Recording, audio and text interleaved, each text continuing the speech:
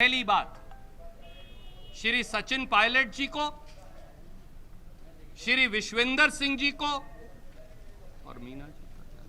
और और श्री रमेश मीना जी को उप मुख्यमंत्री और मंत्री पद के भार से फौरी तौर से मुक्त किया जाता है। कुछ याद आया? जरूर याद आ गया होगा। याद करिए वो दिन जब कांग्रेस के यही महासचिव रणदीप सुरजेवाला ने खुद अपने मुंह से सचिन पायलट के बारे में काफी कुछ बोला था।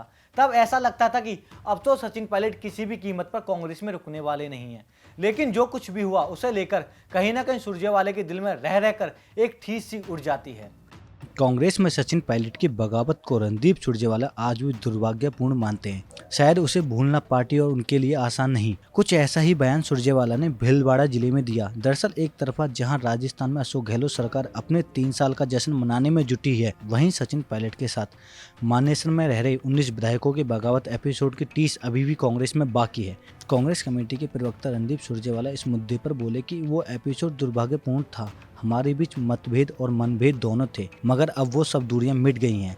सोनिया गांधी और राहुल गांधी के नेतृत्व में हमारे परिवार में जो तकलीफ थी वो हमने अपने परिवार फिर एकत्रित कर लिया है। जो साथी किसी वजह से नाराज हो गए थे वो उन्हें भी मौका दे दिया गया है। सचिन पायलट अब हम सब एकजुट होकर राजस्थान में कांग्रेस पार्टी को दोबारा लाने का प्रयास कर रहे हैं। मुझे लगता है आपका इशारा अगर वो उस एपिसोड की तरफ था जो दुर्भाग्यपूर्ण, कहीं ना कहीं मतभेद और मनभेद दोनों पैदा हो गए थे। मनभेद भी पैदा हुआ था और मतभेद भी हुआ था, पर वो सब दूरियां मिट गई।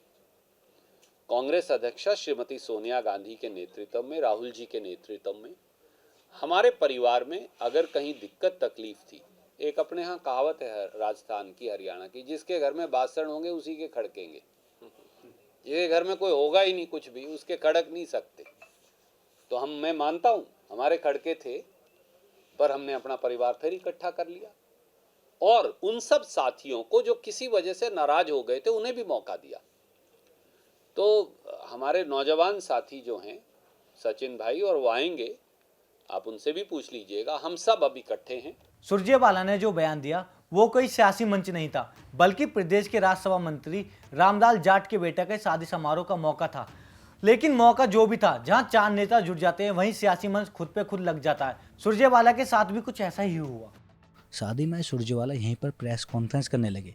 नेता प्रतिपक्ष गुलाबचंद कटारिया जी पर भी तीखे हमले बोलते हुए कहा कि दुर्भाग्य है कि कटारिया जी को उनकी जगह नहीं मिल रही है, वो झटपटा रहे हैं। हालांकि बीजेपी में वो एक आदरणीय नेता हैं, कभी कभी अपना राजनीतिक संतुलन जरूर खो बैठते हैं। सुरजेवाला ने इसी दौरान मोदी सरकार पर भी जमकर अपनी भड़ास निकाली। सुरजेवाला ने कांग्रेस में युवा और बुजुर्गों को लीडरशिप में मचे बवाल के सवाल पर जवाब दिया कि कांग्रेस में तजुर्बा और तरुणगाई दोनों साथ साथ हैं। उन्होंने कहा कि कांग्रेस के मोदी की तरह नहीं कि जो अपने बुजुर्गों को घर से निकालकर कोठरी में बंद कर दें। सुरजेवाला का इशारा आडवाणी और मुरली मनोहर जैसे नेताओं की ओर ही था।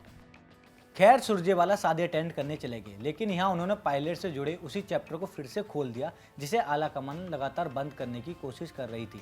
अब सुरजेवाला ने ये बात पायलट गहलोत के झगड़े को खत्म करने के मकसद से कही या फिर पुराने जख्मों पर नमक छिड़कने का काम किया, जरा सोचिए।